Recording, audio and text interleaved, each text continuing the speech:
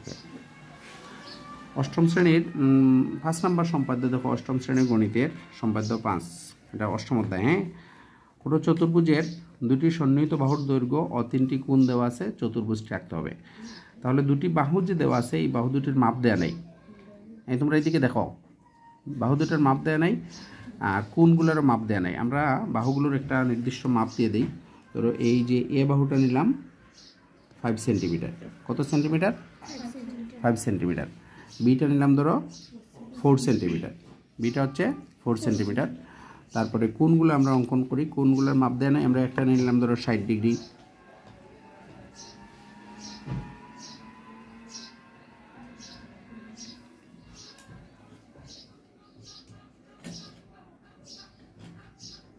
দেখো ধরো 60 ডিগ্রি। তারপরে আরেকটা নিব 70 ডিগ্রি, একটু বড় নিয়ে নিই, তখন আমাদের চিত্র অঙ্কন করতে সুবিধা হবে।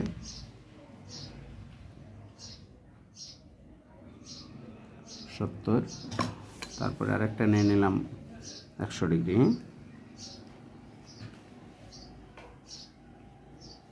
100, ঠিক আছে।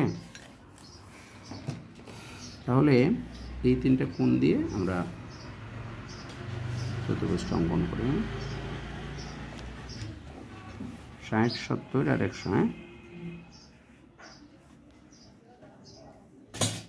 সেটা কোথায়? এটা না,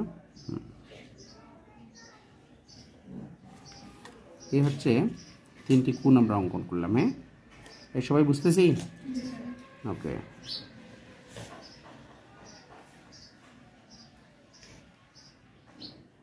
আর কাছ থেকে দাঁড়াও, ওই যে সম্পাদ্য দেখে দিব খাতা। হ্যাঁ, ওকে, তাহলে আমরা 3টে কোণ নিলাম, 60, 70 আর কত? 100। বসে বসে করতে পারো। হ্যাঁ, এখন যে কোনো রশ্মি নেই বিই, তারা যে চিত্রটা মান দিছে, এই মানগুলো দিয়ে আমরা একটা চতুর্ভুজ অঙ্কন করবো, ঠিক আছে। তাহলে দেখো কীভাবে অঙ্কন করতে হয়। যে কোনো রশ্মি নিব কি, বিই, বিই থেকে এই যে এ বাহু আছে, ঠিক আছে, এ বাহুটা কত সেন্টিমিটার? 5 সেন্টিমিটার। আর কাছ থেকে নেবে। হ্যাঁ, ওকে, তাহলে এই এ বাহুর সমান করে বিসি অংশ কেটে দেখো, বিসি, বুঝতে পারছি? এটা দিলাম বিসি। বিসি রেখাংশের বি বিন্দুতে এই যে কোণ এক্স আছে, এই যে 60 ডিগ্রি যেটা, হ্যাঁ এক্স, এটা দিলাম ওয়াই, এটা হচ্ছে জেড। তাহলে এই 60 ডিগ্রি কোণের সমান করে এখানে আমরা কোণ আঁকি। দেখো কীভাবে কোণ আঁকতে হয়।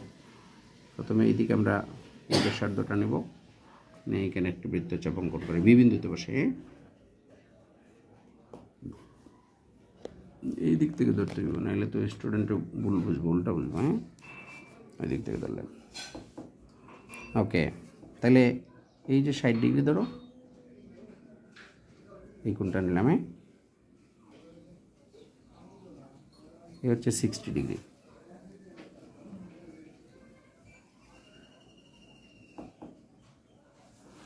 তারপরে এখানে সি বিন্দুতে নিয়ে নেই 70 ডিগ্রি।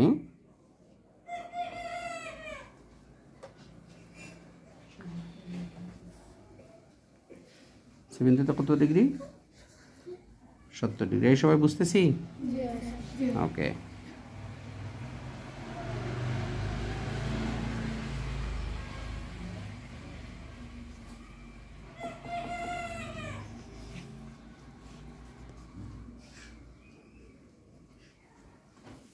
ওকে, কীভাবে মাপ নিতে হচ্ছে যতটুকু বুঝছি। একটা 60 ডিগ্রি আর সি বিন্দুতে কত ডিগ্রি নিলাম? 70 ডিগ্রি। তাহলে এটার নাম দিলাম ধরো বিএফ, আর এটা দিলাম ধরো সি সি জি দিয়ে দিই।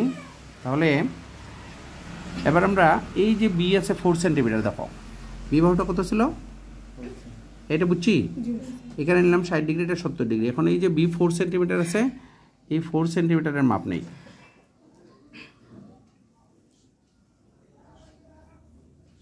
এই দেখো, এই বিএফ রশ্মি থেকে আমরা এ বি অংশ কাটি 4 সেন্টিমিটারের মাপ নিয়ে, বুঝছি? এটা বুঝছি। এই 4 সেন্টিমিটারের মাপ নিয়ে আমরা এখানে বসাইলাম। ওকে, এখন এই যে আমরা বিন্দু পাইলাম এ, এই বিন্দুতে গিয়ে আমরা ওই যে কোণ আছে না একটা 100 ডিগ্রি, সেটা আমরা এখানে অঙ্কন করব। তাহলে কীভাবে অঙ্কন করবো দেখো, এখানে কম্পাস বসালাম, এটা বৃত্তচাপ নিলাম, হ্যাঁ এখানে বসালাম, এই বৃত্তচাপ নিলাম, ঠিক আছে। তারপরে এই যেটা ওকে, এই 100 ডিগ্রি কোণটা আমরা এই বিন্দুতে এসে আঁকবো, হ্যাঁ। তারপরে এই যেখানে সেট করছে যেটা আমরা যোগ করে দিই, এই কোণটা একটু বড় নিলাম এই কারণে যাতে এই রশিটা এইদিকে, যদি এটা আমরা ছোটো নিই তাহলে এই রশিটা এইদিকে চলে যাবে, হ্যাঁ। এই দেখো, এইটার নাম দিলাম ডি। তাহলে এই হচ্ছে ABCD উদ্দিষ্ট চতুর্ভুজ হয়েছে। এই কোণটা 100 ডিগ্রি নেওয়ার কারণে এই কোণটা একটু বড় হয়েছে, বড় হওয়ার কারণে এই চিত্রটা সুন্দর হয়েছে, তাই না। তাহলে বিষয়টা বুঝছি।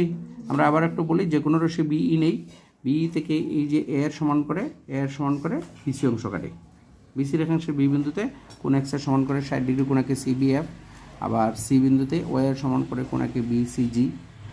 এখন এই BF রশ্মি থেকে এই যে বি বাহু আছে, বি বাহুর সমান করে আমরা AB অংশ কাটি, AB রেখাংশের A বিন্দুতে কোণ Z এর সমান করে কোণ BAD আঁকি।